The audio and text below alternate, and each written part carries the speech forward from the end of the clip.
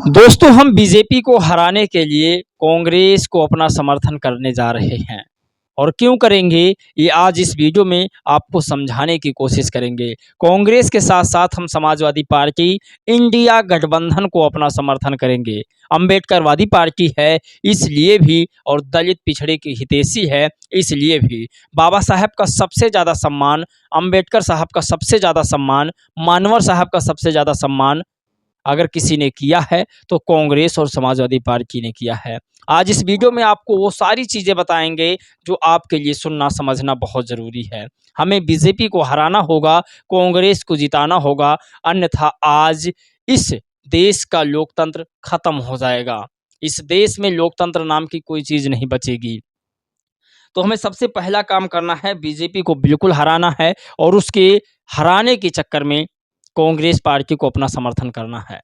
Video को आप लोग लास्ट तक देखिएगा। मायावती जी को बिल्कुल समर्थन नहीं करना है क्योंकि वो अंबेडकरवादी पार्टी नहीं है। मैं बिल्कुल होश और हवास में बोल रहा हूँ। आपको इस वीडियो में बताएंगे कुछ ऐसे सीक्रेट्स हैं बसपा के, वो भी आपको बताएंगे। और सबसे बड़ी चीज़, बीजेपी के 10 वो काले कारनामे जो दलित पिछड़े आदिवासियों के लिए सही नहीं है वो भी बताएंगे। वहीं समाजवादी पार्टी के साथ ऐसे कारनामे जो दलित पिछड़े आदिवासियों के लिए हमेशा से किया गया है लेकिन उसे अनदेखा किया गया है। वहीं आपको बता दें कांग्रेस पार्टी के 6-7 कारनामे और बताएंगे जिसे बाबा साहब से लेकर के मान्यवर साहब तक उन लोगों ने किया, लेकिन इस देश की मीडिया ने सिर्फ मोदी मोदी करके चिल्ला दिया। तो ये भी आपको बताएंगे, लेकिन सबसे पहले आप ये जानिए कि आजकल टीवी अखबार वाले भी मायावती जी का नाम नहीं ले रहे हैं। मायावती जी का नाम भी क्यों लें, क्योंकि वो अम्बेडकराइट पार्टी भी नहीं है, आरक्षण वो बचाती नहीं है। आरक्षण का बचाने का काम जो है अखिलेश यादव जी कर रहे हैं, आरक्षण बचाने का काम कांग्रेस पार्टी कर रही है। तो ये सारी चीज़ें आपको जानना होगा। चलिए आज की वीडियो शुरू करते हैं और सारी खबर विस्तार से समझते हैं। दोस्तों नमस्कार, मेरा नाम पराग है और आप सभी का एक बार फिर से बहुत बहुत स्वागत करता हूं। क्या वाकई में बसपा अंबेडकरवादी पार्टी नहीं है? बिल्कुल सुनने में थोड़ा अलग लग रहा है, लेकिन आप कल्पना नहीं कर सकते। आज जो इस वीडियो में हम आपको बताने वाले हैं उस चीज़ की आप लोगों ने कल्पना नहीं की होगी, सोची नहीं होगी आप लोगों ने।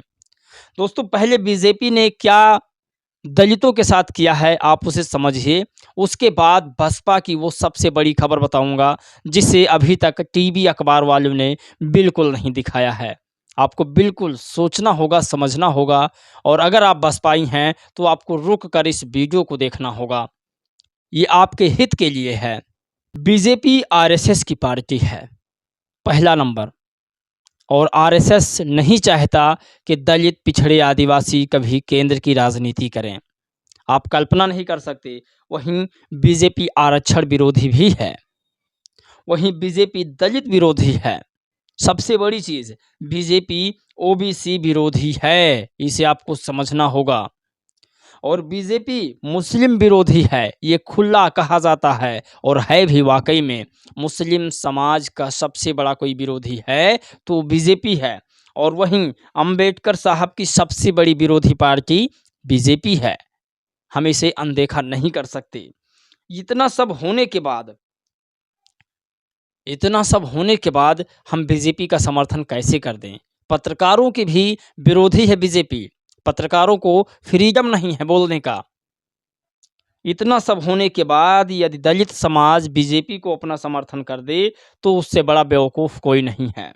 लेकिन रुकिए अभी, क्या कांग्रेस को हम अपना समर्थन कर दें? क्या समाजवादी पार्टी को अपना समर्थन हम कर दें? मायावती जी क्या बहुजन समाज की सबसे बड़ी नेता नहीं हैं? क्या अंबेडकरवादी पार्टी बसपा नहीं है? भाई साहब, सम्राट अशोक से लेकर के और माननीय काशीराम साहब तक किसी ने अगर प्रमोट किया है तो वो मायावती जी हैं।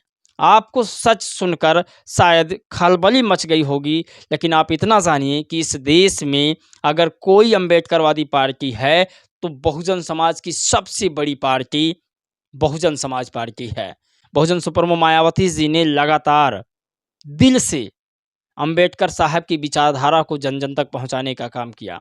अंबेडकर साहब का ही नहीं, फूले, साहू, पेरियार, तमाम बहुजन महापुरुषों को जन जन तक पहुंचाने का काम किया। अब आपको बताते हैं कि समाजवादी पार्टी कितना अम्बेडकरवादी है। पहले आपको इसे समझना होगा, अन्यथा हम लोग बहुत बड़े साजिश का शिकार हो जाएंगे। क्योंकि ये टीवी अखबार जो है, ये हमेशा दलित, पिछड़े, आदिवासियों की बात नहीं करता है। ये उन लोगों की बात करता है जो शाखा की बात करते हैं, जो संघ की बात करते हैं, जो आरएसएस की बात करते हैं। आपको बता दें कि इस समय 2027 के चुनाव को लेकर के टीवी अखबार पीडीए बनाम एनडीए दिखा रहा है। आप कल्पना नहीं कर सकते, इंडिया गठबंधन और एनडीए गठबंधन को लगातार दिखा रहा है। ये क्यों नहीं दिल्ली की खबरें दिखाता है? दिल्ली में इंडिया गठबंधन के तमाम लोग आपस में लड़ रहे हैं। वहाँ उनकी एकता काम नहीं कर रही है। वहाँ वो एक साथ नहीं चुनाव लड़ रहे हैं। वहाँ वो लोग अलग अलग होकर के चुनाव लड़ रहे हैं। वहीं अगर यूपी की बात होगी, फिर देख लेना, इंडिया गठबंधन एक होकर चुनाव लड़ेगा, क्योंकि यहाँ पर बसपा मजबूत है। बसपा को हराना, बीजेपी को जितवाना, ये इंडिया गठबंधन का पूरा मकसद है। आपको बता दें कि बाबा साहेब के हित में आखिर अखिलेश यादव जी ने या उनके तमाम लोगों ने क्या-क्या किया है।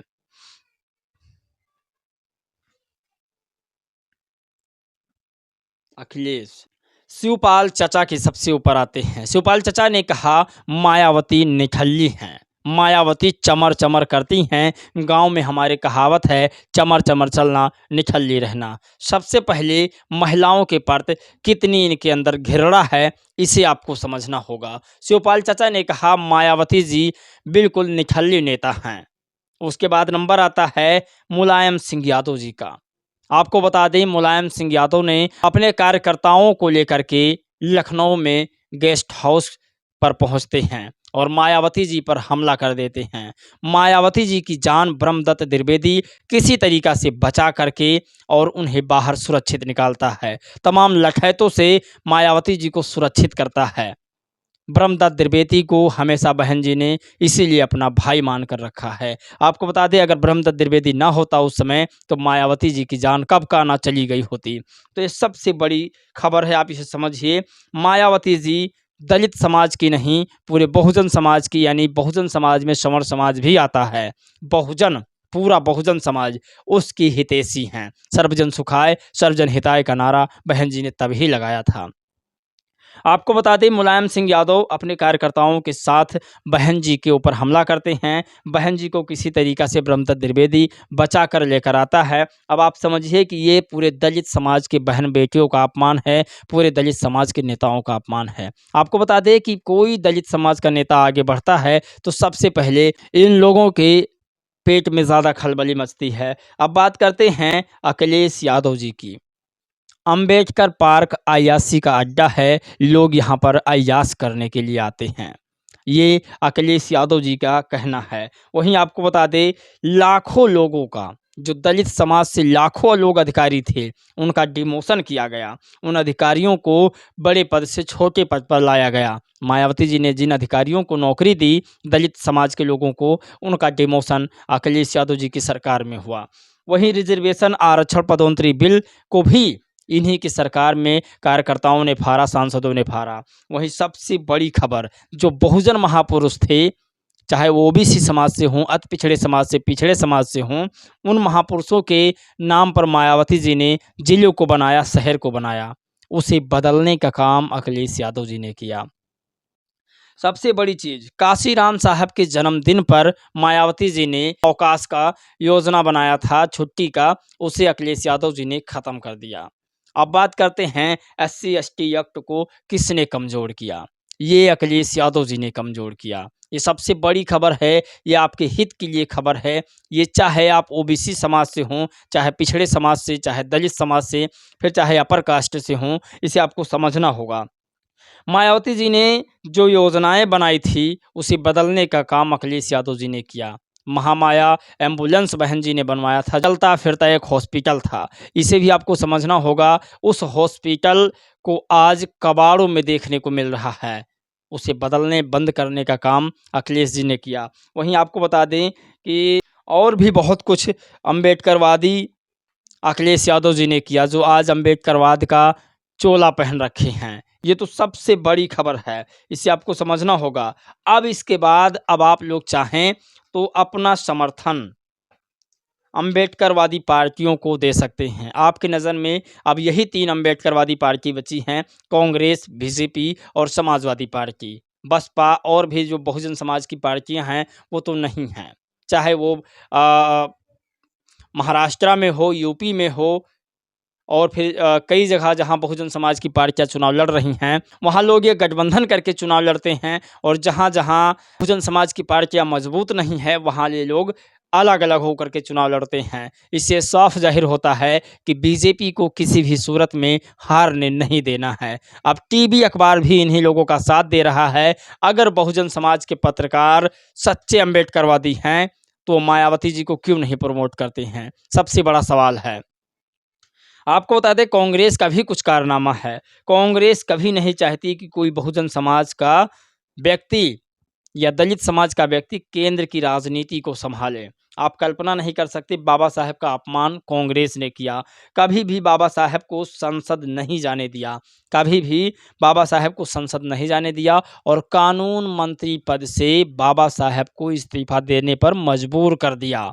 ये सबसे बड़ी खबर है। देश में पूरी तरह संविधान को इम्प्लीमेंट नहीं किया, जबकि 60 सालों से ज़्यादा कांग्रेस ने भारत पर राज किया। वहीं आपको बता दें कभी भी दलित मुख्यमंत्री को नहीं बनाया। इस देश में कई जगह बीजेपी की सरकार है और कई जगह कांग्रेस की, लेकिन कभी भी दलित मुख्यमंत्री नहीं बनाते हैं। अब आप लोग अपना समर्थन चाहे कांग्रेस को करिए, चाहे बीजेपी को करिए, फिर चाहे समाजवादी पार्टी को करिए या फिर आप बसपा को करिए। ये बहुत बड़ा फैसला है, इसे आप लोग सोच समझ कर करना। कौन है अम्बेडकरवादी पार्टी, कौन दलित हितैषी पिछड़ों के हितैषी है, कौन महिलाओं की हितैषी है, इसे आपको जानना होगा। दोस्तों इस वीडियो में बस इतना ही। जय भीम, नमो बुद्धाय।